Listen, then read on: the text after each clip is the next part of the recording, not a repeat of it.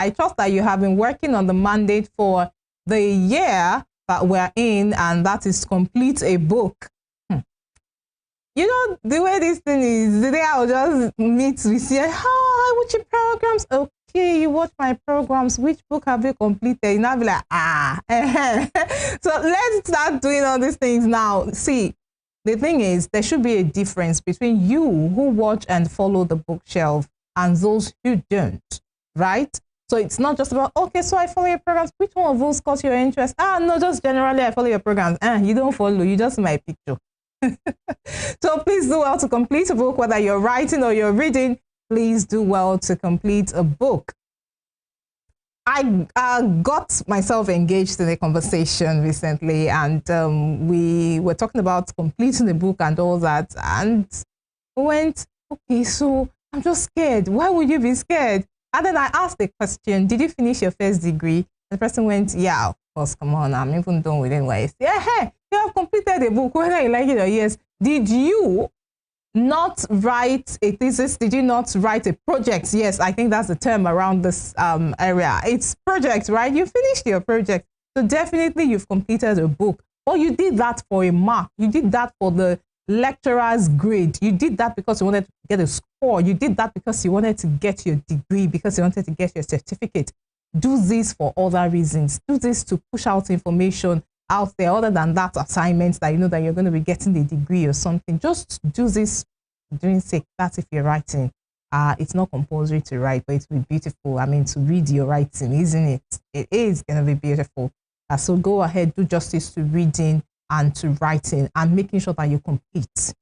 Whether you're writing, whether you're reading, please do well to complete. There is an adage in Yoruba language talking about half knowledge. It could be very, very disastrous. Now, the previous edition of the bookshelf, we talked about the parts of a book, and then we had labels, right? If you haven't, please go to our YouTube channel. It is Western Spring TV. Go ahead and watch us live. Communicate with us. We'll be delighted to get your feedback. Thank you very sincerely. So that's the part one. And then, of course, we took on now going into the nitty-gritty, the technicalities, as I use that particular term, of the parts of a book. We said they're broken down into three. So we have the front, the body, and then the ending. So the front matter was what we did the previous edition. We are not going to be doing body matter, and the next edition we'll do end matter. We're going to do justice to wrapping it up today. So help us God. Somebody say amen. So let's just very quickly revise, shall we? The front matter, we said that's what comes first after the front cover. And then, of course, we try to clear the air with discussing on, they are putting that extra because they want us to just know that, okay, see that the book is voluminous. There is a purpose for all of these things, isn't it?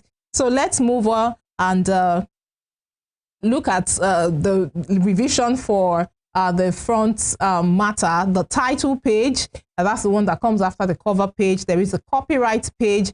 We talked about the legal notices. This book should not be used in part, in full, without the prior consent, knowledge and consent, and the written permission of the author and the publisher. Okay. And then there is the table of content.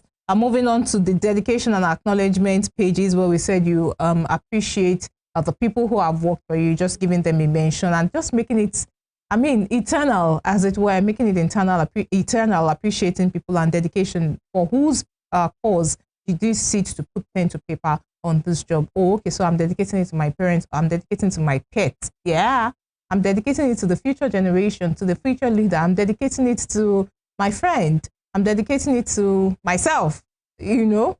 Aha. So then there is also the foreword, which is written by somebody else, not written by the author. There is also the preface or the introduction that is written by the author now. And then there is the epigraph. And we said it's a quote from the author or someone else that segues from the front matter to the body of the book. So let's move on now to the body. That is where we are at this time. Now, between the front matter and the body matter is, and the back matter, the front matter and the back matter is the body. The body is the main part of the book and contains the plot of fiction or the valuable information for non-fiction. Usually that is the one that people confuse to saying is the book.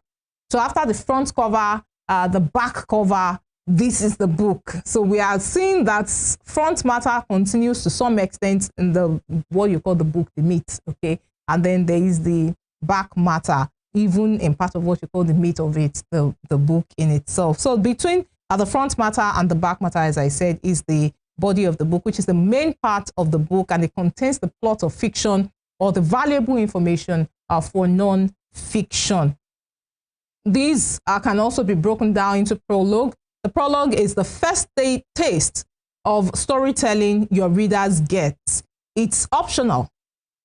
It is optional, but may be useful for your plot. This is for fiction. For non-fiction, a prologue is the introduction, and I already talked about that. I mentioned that when we're doing justice to the front matter of the book. I may still talk about it. All right. So the prologue may introduce you to the maniacal ways that of the antagonist or the impending threat that most people in the world don't know is headed their way. Many authors use their prologue to tell a tale from a unique perspective or during a different time period than the main story. It allows your reader to be catapulted into the drama without wasting any time. It's like what you call your starter. Okay, some other persons will say appetizer. So that is the function of your prologue. Let's move on. Chapters. Every book has chapters. Every book has chapters. It may not have been, the original writing may not have had chapters in it, but then again, it's broken down because you may want to start arguing with your keyboard right now. So I needed to give that caveat.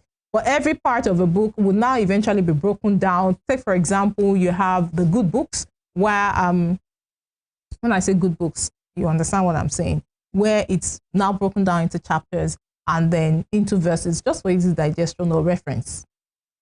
Okay, so they can be called something else like parts or sections of a book. Chapters divide the body text block into more consumable bits.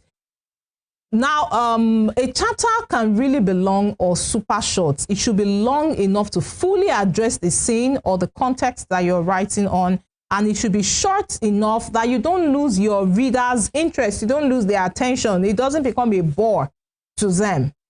So knowing where to strike the balance. Chapters do not have, let's also clearly on that, chapters don't have to be uniform in length. So I wrote 4 paragraphs for this chapter. This next chapter must also be 4 paragraphs.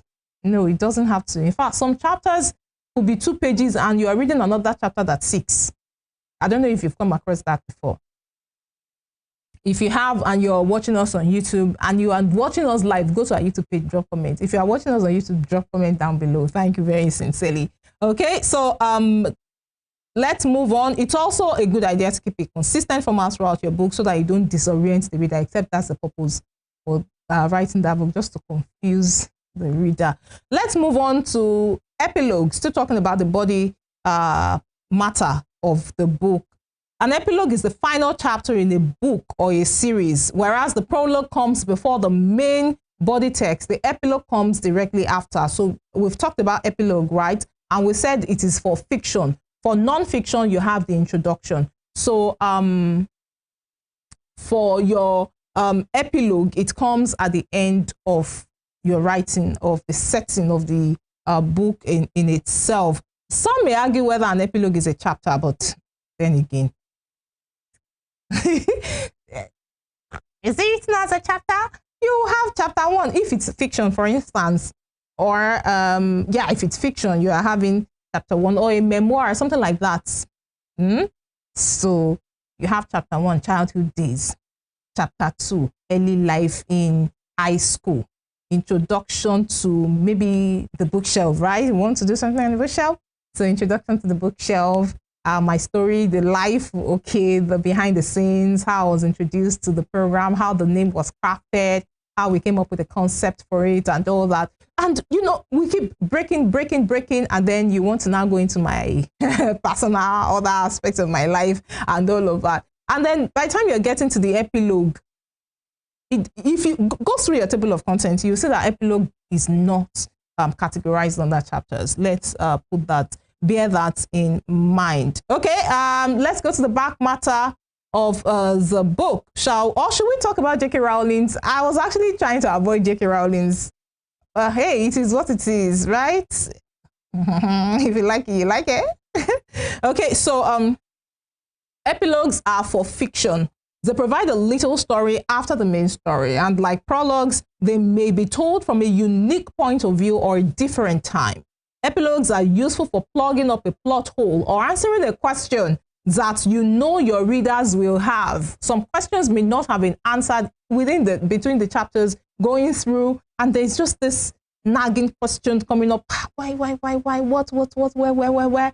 And then they get to the end in your epilogue, just about maybe 1 page, 2 pages, even half a page, and that particular question, that nagging question, is being addressed right there. Okay, one of the most famous epilogues of modern fiction is the final part of Harry Potter and the Deathly Hallows. Set 17 years after the close of the last chapter, the epilogue both offers a resolution to the original series and sets the stage for also J.K. Rowling's stage play, The Cursed Child. See, she used it to link into another series.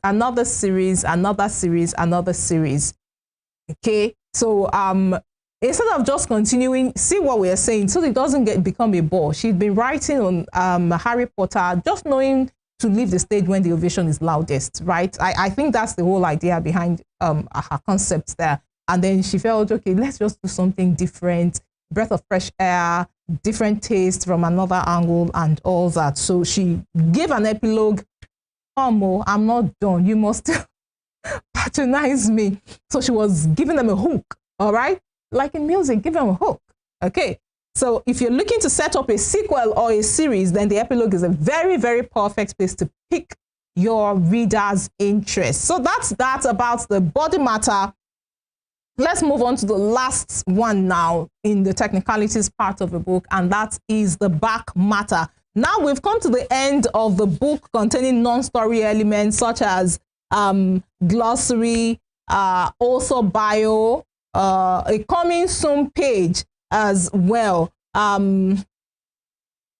Because we got into back matter does not mean that it's the end of the book. And I encourage people, as I'm encouraging you right now, please read every part of a book. This is why we're dedicating. This is a second edition.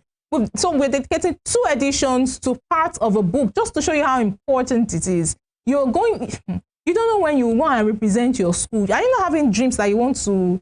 You understand? It's just one small thing that will just, please, come on, let's do better. Every part is important. You know how you pick stuff off the shelf and you're just eating it. You're consuming, you don't even know the content of that particular material or whatever it is that you are eating. So I'm saying material because I'm so used to books. And you're just consuming for whatever reason. People said it's good, you think it tastes nice, you think it is cheap and all that. Don't do that. Don't be like that. Please do well to go through every part of the book. Some questions will be answered. You even get to know more about the person you're reading from, talking about the author and the publishing house. Very important. Very important, please. So let's see what are the things that make up the afterword in the back matter of the book. I will ask questions one day. Okay, so like the forward or the preface, an afterword is where the author or another entity reaches out to the reader, often explaining more of the process of creating the book. See what I'm saying? You get to know more. It is not part of your central or post narrative, like your epilogue, your prologue. It is another chance to break down the author-reader wall. It's between, I told you, it's between now, not you and the stage or the setting, the author has put. It's now, hey, we're done with this. This is now you and I, real time, the author and the reader. Okay, so the afterword helps to break down the author-reader wall. Even though it is not part of the story, some sources include the afterword in the body of the text. It doesn't really matter how you classify it though. Have you seen some of your faves? That's all you guys call them, right?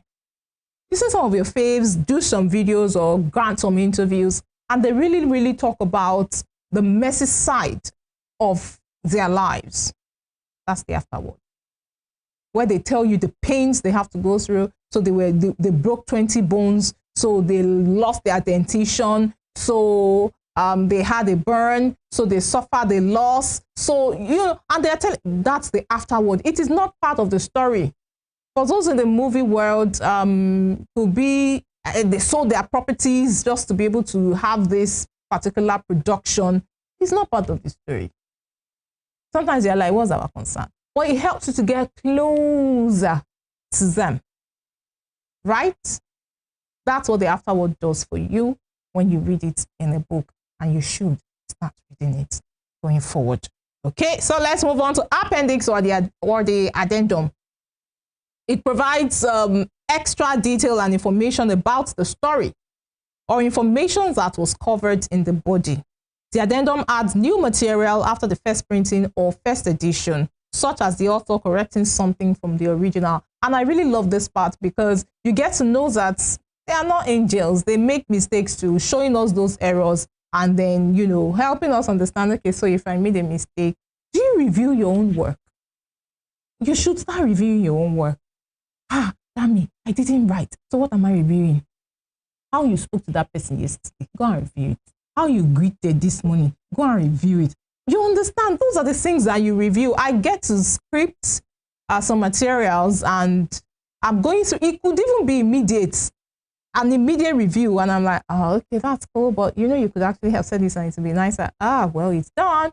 So it's not you second guessing yourself. It's you preparing yourself for the very next opportunity that you're going to be having, and you're going to be hitting it real, real hard and doing better and coming out more excellent. That's what that does for you, the appendix or the addendum. And then there is the end notes. Unlike footnotes, which appear at the bottom of pages where they are important, end notes appear after the body. So footnotes comes under the page immediately, so you can just quickly look at it, and then maybe there is references. And do you do that when you are reading? You should also learn to pause. There is something, Selah. So learn to Selah. Pause. Munch on it. Meditate on it. Participate. I told you reading is fun. Participate in that thing you're reading. Let it become real to, even if it's fiction. You are spending your energy and your time, so use it well. Participate. Let it become fellowship with it. You understand? Relate with it. Learn to pause. Think. You could even just quickly do some search. Oh, this thing. Oh, so this is what I mean. Then you go back to it. Now you've gained more information. Imagine I have my note here and I'm giving you these other points, which is not part of my notes. What do you call that? On a live program? Because we're talking about books here. Okay, so end notes, right? We are done with that. Let's do bibliography. Bibliography, also called a reference list, is one of the most, and you can call it legally important part of a book. If you use external sources to create your book, that's for non-fiction now. If you use mostly non-fiction, because even in some, maybe a memoir, for instance, you're giving references, it's nice to include. It's good to include. Don't just thank them in acknowledgements. Okay, so we appreciate so publishing house, publishing house, and then we want to thank them for allowing us to go back to your bibliography and include it in there, that you were able to use these people's materials right there. Now, next to your, let me quickly say this: cite your sources properly and give credit where credit is due, otherwise you may face accusation for plagiarism. Next to your bibliography, you may also find copyright permissions. If you use copyrighted material in your book, the copyright permissions page is where you show that you obtained permission to use them. That's why I said that you should not just do so we thank them in acknowledgement. Come back to your bibliography and do justice to that. Then there should the end matter. Okay, so the back matter of a book should also have the author's bio about the author. You have it at the end matter right there. Don't let us know you too much at the beginning of the book. You are not our business. Let's eat the meat first. Then, so who's the chef? Who curated this? Aha! We can now begin to give you all your flowers, like they say nowadays.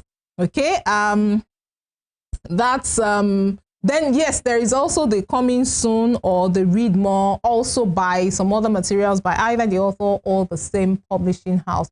Oh, that's a whole lot to chew, right? Let's take this very, very, very quick breather, back on the other side of it and taking us through the rounds of what's happening in the world of education.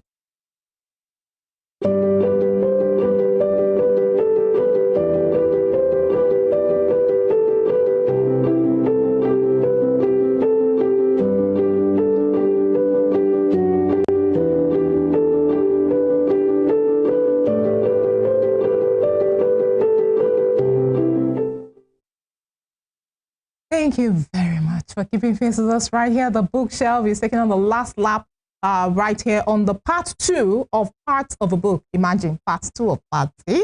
This is so important to me. We have to do 2 seasons, just like when we're doing types of books. So let's go take the news round. A very these very should I start on a sad note? Okay, so one of the universities in the southwest Nigeria, a student just passed, and he was just in 100 level, was charging his phone and playing games. And there was lightning, right? And it affected him and he passed. It's a very sad one. Honestly, you're just thinking, okay. Well, you really can't be too careful. I am guessing that I am guilty of using my phone while plugging it in the socket. I really will pray that the Lord will strengthen his family at this time and give his friends as well and the school and you know, the courage to bear this very irreparable loss. And we pray for that we all are safety as well, and we can really live well and live long to fulfill purpose. Okay, so let's move on right there. Look at some reports. This one, they'll say, Baba Waek. They said results now will be released in 45 days. SSC results will be released in 45 days. I believe more work has been done in recent times on all these external examinations. So 45 days, you don't go and be thinking something. Results will just come out, we'll just see it. And this one in Kano State, 120,000 cartons of chalk the government gave to schools. And of course, people had their opinion. Chalk in this age and time that people were using markers and then interactive board, and you're saying they have chalk. If they don't have anything, I'll be grateful. Whatever it is you have, thank God, use it well. And then make sure that when it is your turn, you're going to do better so that you don't become the evil that you are fighting. Zedekah Zulzaranda said that in Legend of the Seeker. I see series 2. Don't become the evil you are fighting. Don't have so much on why are they doing this? Why are they... You now, the opportunity you have, use it well. Learn with that chalk. It was Slate Awolowo used and his name is all over. So if you're using chalk now, use it well, but make sure that when you get to the top, you're going to do better for the next generation coming behind you. That's my take. Right, and let's see. IVF. Egg donor. Okay, that's like what is trending, and I'm seeing that it's about 80,000, 150,000 thereabouts that's being given. We would come and discuss this particular egg donation thing, seeming to be the new way for students, young people to, you know, make money, but it is really not a side hustle.